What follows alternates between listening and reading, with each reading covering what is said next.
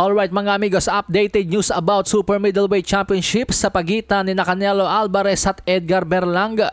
Kanina lamang po na ibalita ko sa inyo na para sa undisputed title ang laban, pero ayon sa latest report, hindi po sinanto ng IBF o International Boxing Federation si Canelo matapos nitong tanggihan labanan si William Skull, ang IBF mandatory challenger ni Canelo.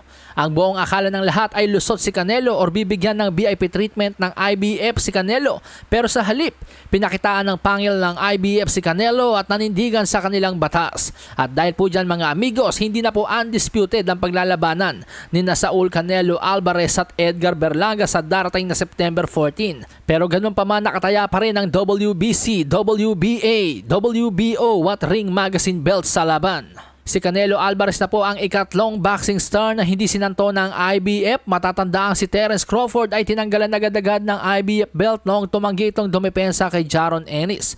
Ganon din si Alexander Usyk matapos niyang talunin si Tyson Fury. Tinanggalan agad ito ng belt ng IBF nang hindi makadepensa si Usyk kay Daniel Dubois.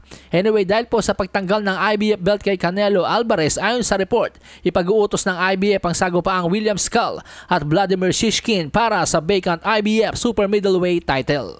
Samantala sa iba pang balita mga amigo, sa likod ng pagkakaroon ng napakagandang mga undercards sa main event ng sagupaang Terence Bud Crawford at Israel Madrimov na gaganapin po sa August 3 sa Los Angeles, California, marami pa rin daw po mga tickets na hindi pa nabebenta magpasa hanggang ngayon. Marami pa mga bakanting silya. Kahit pa sabihing magpe-perform dyan ang rap god na si Eminem.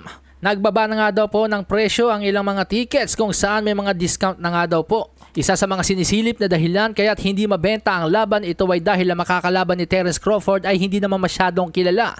Idagdag pa daw dyan na hindi baluarte ni Terence Crawford ang Los Angeles sapagkat ito ay taga Omaha, Nebraska. Sa mga amigos natin hindi nakakaalam, ito po yung mga magiging undercard sa laban. Ang titindi po, Isaac Pitbull Cruz idedepensa ang kanyang WBA World Super Lightweight title kay Jose Valenzuela. Former Unified World Heavyweight Champion Andy Ruiz Jr. nagbabalik, lalabanan po si Jarrell Miller. Martin Bakole sasagupain ng future Heavyweight World Champion undefeated knockout artist na si Jared Anderson. Former Super Middleweight WBA World Regular Champion David Morrell Jr. sasagupain naman po si Radivoje Kalajic.